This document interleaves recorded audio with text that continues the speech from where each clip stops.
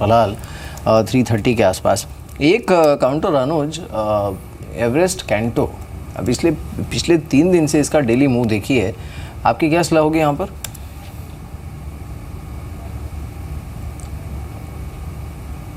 जी मिहिर, आपने किस शेयर की बात की? Everest canto cylinders.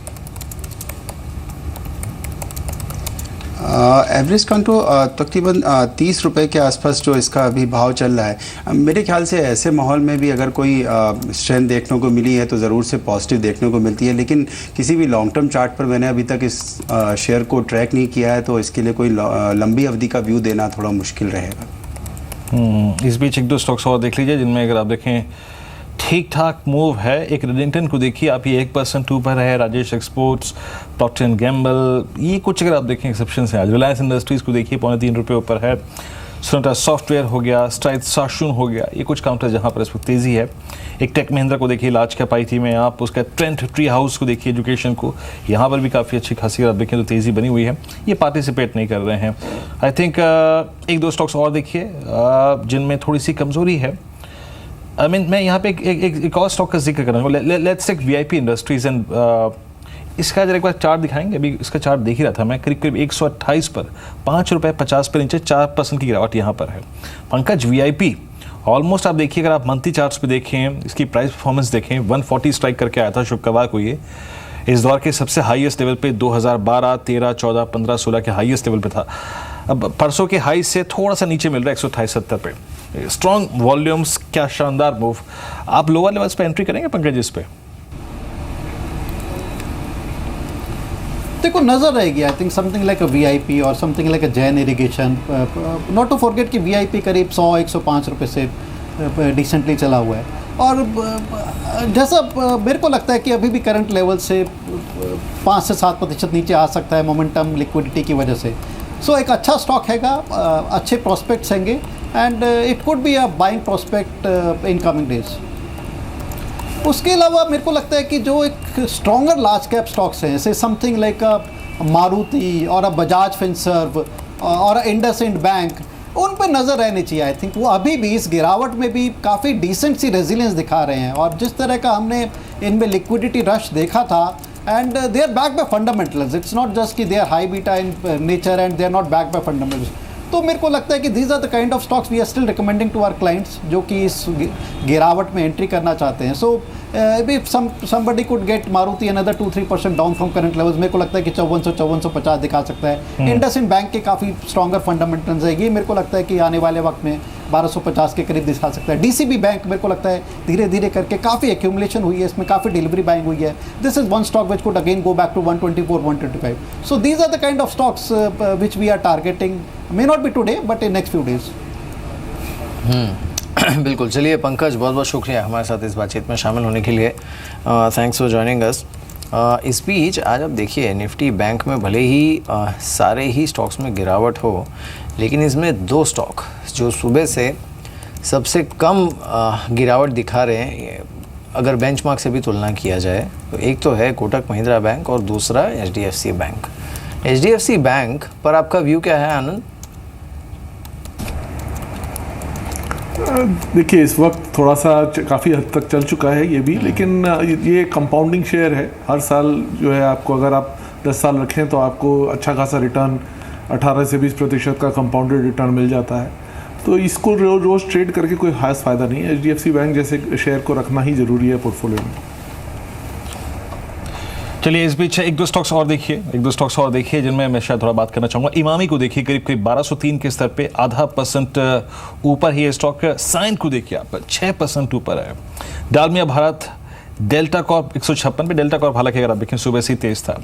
और आप देखिए जिनमें जो हायर लेवल्स पे थोड़ा सस्टेन कर रहे हैं, ये एक काउंटर था। Delta Corp 156, I think exception है ये। आज सुबह कहाँ खुला, बाजार कहाँ खुला था और बाजार कहाँ आ गया उसके बाद, और इस स्टॉक को देखिए 156-35 स्ट्राइक करता हुआ आज सुबह करीब करीब 162 का हाई भी लगा गया था। ये समथिंग डिफरेंट है। इसमें कुछ डिफरेंट है। यहाँ पर आप देखिए हायर लेवल्स पर सस्टेन करता हुआ वॉल्यूम्स खींच रहा है अनुज ये स्टॉक। आपकी राय क्या होगी? समबडी जो होल्ड कर रहा है इसको 2 महीने में स्टॉक 2 गुना हो चुका है, अब रखना चाहिए या फिर बुक करके बाहर निकल जाए? आज भी आपको एक कंफर्टेबल एग्जिट दे रहा है स्टॉक। जी वीरेंद्र जी, आपने बिल्कुल सही कहा। उसके अंदर पिछले 1-1.5 महीने के अंदर हमने काफ़ी अच्छा मूव आते हुए देखा है। इनफैक्ट अगर बात करें तो 100 रुपये से लगभग 60% तक की तेज़ी देखने को मिल चुकी है लगभग 1 महीने के अंदर। किसी भी शॉर्ट टर्म निवेशक के लिए या जिसने भी थोड़ी लंबी अवधि 1 साल का सोच रखा था, उसके हिसाब से 60% रिटर्न अगर आपको 1 महीने में मिलते हैं तो प्रॉफिट बुक करने की सलाह रहेगी। लेकिन टेक्निकली अगर लॉन्ग टर्म चार्ट पर देखा जाए तो 140 के ऊपर के जो ब्रेकआउट आए हैं इतने लंबी अवधि के कंसोलिडेशन के बाद, मेरे ख्याल से शेयर खाली 10 या 20% चल के बंद नहीं हो जाएगा या कंसोलिडेशन फेज में नहीं जाएगा। मेरे ख्याल से अभी और भी स्ट्रेंथ इस शेयर में बाकी है। फंडामेंटली किस तरीके के नंबर्स हैं और किस तरीके के वैल्यूएशन मिल सकते हैं कंपनी को बताना मुश्किल रहेगा मेरे लिए। लेकिन टेक्निकली अगर मैं देखता हूं तो 135 किसी भी मीडियम टर्म निवेशक के लिए एक अच्छे लेवल रहेंगे फिर से री एंटर करने के लिए। और किसने अगर लंबी अवधि के लिए इसमें निवेश कर रखा था तो मैं उनको अभी भी निवेशित रहने की सलाह दूंगा, क्योंकि मुझे लगता है आने वाले अगर 6 महीने 1 साल या लंबी अवधि की बात करें तो मेरे ख्याल से यहाँ से भी एक अच्छे रिटर्न्स देखने को मिल सकते हैं जो ज़रूर से बाजार को बीट करेंगे। तो निवेशित रहने की सलाह रहेगी। 130-135 की रेंज एक बहुत अच्छा लॉन्ग टर्म सपोर्ट है। अगर वहाँ तक की कोई गिरावट देखने को मिलती है तो लंबी अवधि के जो निवेशक हैं वो ज़रूर से निवेश कर सकते हैं। बिल्कुल आनंद। अब इस तरह की गिरावट में वो एक स्टॉक्स 1-2 जो कि इन्वेस्टर्स के हाथ से छूट गए थे या फिर जहाँ पर हमने काफ़ी स्ट्रॉन्ग लेफ्ट आउट फीलिंग देखी है, मिसाल के तौर पे आप मारुति सुजुकी को देखिए, टाटा मोटर्स को देखिए, इन दोनों पर आपकी सलाह क्या होगी? टाटा मोटर्स सस्ता था, अभी भी सस्ता है। मारुति महंगा था, अभी भी महंगा है। Among the front line auto companies Tata Motors में कंपैरिजन नहीं है वैल्यूएशन के हिसाब से। लेकिन अगर इंटरनेशनल मार्केट में कुछ फिर से हलचल मच जाए इन टर्म्स ऑफ डिमांड तो वहाँ पे टाटा मोटर्स को थोड़ी सी प्रॉब्लम हो सकती है। डोमेस्टिक मार्केट में वो थोड़ा हद तक मारुति के लिए प्रोटेक्शन है। टंडन साहब, एक और चीज़ आप ये देखिए कि बीते 6 महीने 7 महीने में टंडन साहब जो हमने वेटेज दी थी हाउसिंग फाइनेंस कंपनीज़ को, एनबीएफसीज़ को, वो धीरे धीरे हमने खींचनी शुरू कर दी है। आप देखिए स्टॉक्स थोड़ा सा अगर आप देखें अब प्रेशर में है भी। आप क्या करना चाहेंगे? आपको लगता है कि बाजार इनको अभी भी रिस्पेक्ट देगा, हायर लेवल्स पे अभी सस्टेन कर पाएंगे, या फिर यहाँ से भी प्रॉफिट बाहर निकालने की कोशिश करेगा बाजार? और एज ए जेन्युइन इन्वेस्टर भी अब आपको यहाँ पर अपने प्रॉफिट्स को कैश में कन्वर्ट करना चाहिए। माइट भी बाजार शायद अगले 6 महीने में ये वैल्यूएशंस एंटरटेन ना करे। HDFC को छोड़ के बाकी सब कंपनियां जो हैं, जो मिड रंग की कंपनियां हैं, उसके वैल्यूएशन जो है बहुत स्ट्रेस्ड लग रहे हैं हाउसिंग फाइनेंस में। अब दोनों एंड पे जो है थोड़ा सा सस्ता दिखता है। एक तरफ दीवान हाउसिंग है जो थोड़ा सस्ता है और दूसरी तरफ HDFC है जो कभी फॉल्टर नहीं करता एग्जीक्यूशन में। तो बीच में बाकी जितनी कंपनियों सबका वैल्यूएशन काफ़ी स्ट्रेस्ड है। ऑल्सो ये सबसे ज़्यादा कॉम्पिटिटिव स्पेस है और होती जा रही है, क्योंकि अब लोग कॉर्पोरेट बैंकिंग करते नहीं हैं और रिटेल में अगर आप देखें तो हाउसिंग ही एक एरिया है जहाँ पर आपको सिक्योर लेंडिंग मिल सकती है। तो यहाँ पर जो है मार्जिन का प्रेशर बरकरार रहेगा। जिन कंपनियों की लायबिलिटी प्रोफाइल अच्छी है उनके लिए ये अभी भी ग्रोथ सेक्टर रहेगा। बाकी लोगों के लिए थोड़ा सा मार्जिन में प्रेशर आना जरूरी है। तो ओवरऑल डिपेंड करता है कि आपका कितने अवधि का कितने समय तक आप निवेशित रहना चाहते हैं। लेकिन ये सेक्टर काफ़ी ठीक सेक्टर है। इस बीच आप L&T को देखिए, 55 रुपये नीचे, ऑलमोस्ट डे लो की ट्रैजेक्टरी में है। और देखिए L&T में अब क्या हो रहा है ना, L&T में शायद अब आप ही कह सकते हैं कि इस पूरे बाजार में जितना प्रेशर है उससे कहीं इंटू 2 मल्टीप्लायर इफेक्ट काम करेगा इसमें। क्यों? क्योंकि इसने एक ब्रेकआउट दिया था जून के आखिरी में, उसके बाद 1600 तक गया, फिर वो ब्रेकआउट फेल हो गया, काउंटर नीचे आया, ऑलमोस्ट 1420 तक स्ट्राइक किया। और इस बार अगर आप देखें एक बार फिर से अनुज 1520 को पार करने के बाद, ब्रेकआउट एक्सपेक्टेशंस को बढ़ाने के बाद, ब्रेकआउट देने के बाद फ्रैंकली स्पीकिंग, फिर अगर आप देखें एक गैप डाउन ओपनिंग और डे लो पर। आपको लगता है कि सीरियस अनवाइंडिंग का प्रेशर अब L&T के ऊपर जा रहा है अनुज? जी ज़रूर से वीरेंद्र जी, जिस तरीके से पिछले 2 दिन में दिखा है, तकरीबन 10 दिनों की जो तेज़ी थी वो पिछले 2 दिनों में जा चुकी है। तो ऐसे माहौल में ज़रूर से बिकवाली का प्रेशर दिखता है। लेकिन अभी भी L&T पर मैं कहना चाहूँगा कि इम्पॉर्टेंट रहेगा कि वो 1420 के आसपास कैसा बिहेव करता है। 1420 के एक इम्पॉर्टेंट सपोर्ट है। अगर क्लोजिंग प्राइस बेसिस पर वो सपोर्ट्स टूटते हैं तो एक बार फिर से बिकवाली का दबाव देखने को मिलेगा। और इनफैक्ट जो हमने गैप अप ओपनिंग देखी थी, मेरे ख्याल से 1 क्वार्टर या 2 क्वार्टर पहले के जो रिजल्ट आए थे। मेरे ख्याल से उन लेवल्स को एक बार फिर से टेस्ट किया जा सकता है, जो तकरीबन 1370 1355 की जो रेंज है, तो वहाँ तक की गिरावट देखने को मिल सकती है। लेकिन अभी मैं टेक्निकली 1420 का वेट करूँगा। उन लेवल्स के आसपास किस तरीके का माहौल रहता है, उसके बाद एक मीडियम टर्म वीकनेस का देखने को मिलेगा। बट मेरे ख्याल से अगर किसी भी शॉर्ट टर्म ट्रेडर के लिए बात की जाए तो अभी भी लॉन्ग ट्रेड तो इनिशिएट करने की कोई ऐसे आसार नहीं दिखते हैं। लेकिन अगर वीकनेस में ये शेयर 1440 1445 की रेंज में मिलता है, मैं कैश मार्केट की बात कर रहा हूँ, तो 1420 के स्टॉप लॉस के साथ ज़रूर से एक शॉर्ट टर्म लॉन्ग ट्रेड ज़रूर से इनिशिएट किया जा सकता है। आज सुबह से एक प्रॉब्लम जो रही है मार्केट में वो ये है कि आप एडवांस डिक्लाइन को अगर आप देखें ना, ये कंसिस्टेंटली बहुत ही बुरे तरीके से टिल्टेड रहा है गिरावट की तरफ। अभी भी आप देखिए 1300 से ज़्यादा स्टॉक्स ऐसे हैं जो कि नुकसान में हैं। बढ़त वाले काउंटर्स की संख्या बेयरली 200 के आसपास है। सुबह ये 100 थी, अब बढ़ के भले ही 200 हुई हो, लेकिन ओवरऑल ये दिखाता है जो एक टिल्ट है मार्केट में इस तरफ, एक lack of conviction, lack of strong hand, lack of buying. और ये इनफैक्ट देखना होगा आज आंकड़े कैसे आते हैं क्लोजिंग के बाद। लेकिन दिक्कत ये है ना, जो चंदा देने वाली सबसे बड़ी पार्टी थी ना, वही आज बेचने में लगी, वहाँ उनकी दुकान बंद है। तो लेकिन आनंद, अब स्टॉक लाइक ICICI, इस पर आपकी सलाह क्या होगी? ICICI प्रो का इशू भी आने वाला है, जो वैल्यू अनलॉक होगी, वैल्यू क्रिएशन जो होगा, that will also set a benchmark for the industry. ICICI bank पर क्या सलाह होगी आपकी? डेफिनेटली जब सेपरेशन होगा कंपनी का और वहाँ पर लिस्टिंग हो जाएगी तो उसका प्रभाव ICICI के ऊपर पड़ेगा।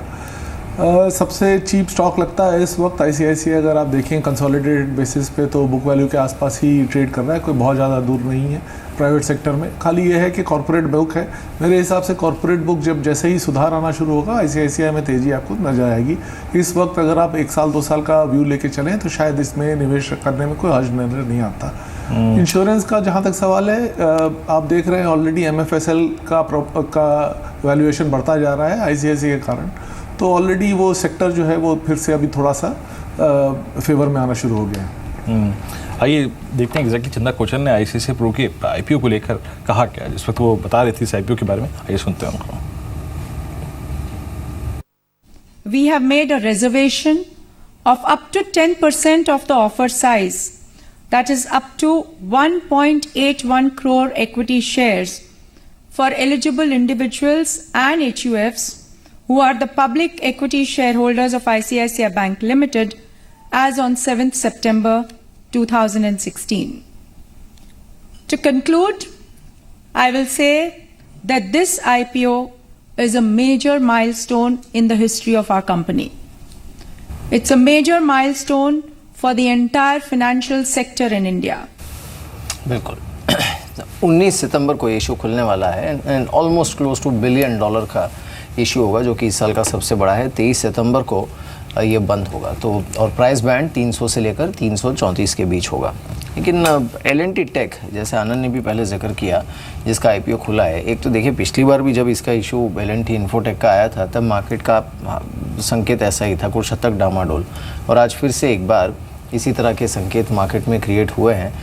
तो ये थोड़ा डेफिनेटली एक चिंता का विषय बनता है कि L&T टेक की लिस्टिंग पता नहीं कैसी होगी। लेकिन ICICI प्रो के साथ फ़ायदा ये है कि वो एक ऐसी कंपनी लिस्ट होने जा रही है जिसके लिए फ़िलहाल कोई बहुत स्ट्रॉन्ग बेंचमार्किंग नहीं है, तो उस लिहाज से उसकी लिस्टिंग, और क्योंकि इंडस्ट्री लीडर भी है तो उसकी जो लिस्टिंग होगी वो इस पूरे स्पेस के लिए एक बेंचमार्क का काम करेगी, और जो बाकी होल्डिंग कंपनीज़ हैं स्पेशली बैंक्स में, उनके लिए भी। फिलहाल चलिए ये देख लेते हैं, कल तो बाज़ार बंद है, लेकिन बुधवार के लिए आपको STBT ट्रेड क्या करना चाहिए ये देख लेते हैं। साक्षी हमारे साथ मौजूद हैं ये बताने के लिए। साक्षी बताइए। शुक्रिया मीर। शुरुआत करेंगे मनोज सचदेवा की कॉल्स के साथ। STBT ट्रेड रेकमेंड किया है सेंचुरी टेक्सटाइल्स में, टारगेट बताया 790 का, ऊपर में स्टॉप लॉस हमें मेंटेन करना है 820 का। इनकी दूसरी पिक रियल एस्टेट स्पेस से DLF पर है, यहाँ पर बिकवाली की राय दी है, टारगेट पता है 135 का, स्टॉप लॉस हमें ऊपर में 146 की तरफ से लगाना होगा। राजेश सतपुते की तरफ से एक कॉल आई है और ये BTST कॉल है इन्फोसिस पर, खरीदारी के लिए जो टारगेट्स बताए 1085 के हैं, स्टॉप लॉस हमें नीचे में लगाना होगा 1035 का। ए के प्रभाकर की तरफ से 2 कॉल्स आई हैं, इनकी दोनों ही पिक्स एसटीबीटी ट्रेड्स हैं। पहली इनकी एचपीसीएल पिक है, जहां पर टारगेट बताया इन्होंने 1155 का और साथ ही ऊपर में स्टॉप लॉस हमें मेंटेन करना होगा 1205 का। इनकी दूसरी स्पेस बैंकिंग स्पेस से इन्होंने पिक लिया है और एसटीबीटी ट्रेड के लिए कैनरा बैंक पर बिकवाली की राय दे रहे हैं। टारगेट बताया 290 का और स्टॉप लॉस हमें ऊपर में 301 का मेंटेन करना होगा। चलिए शुक्रिया साक्षी।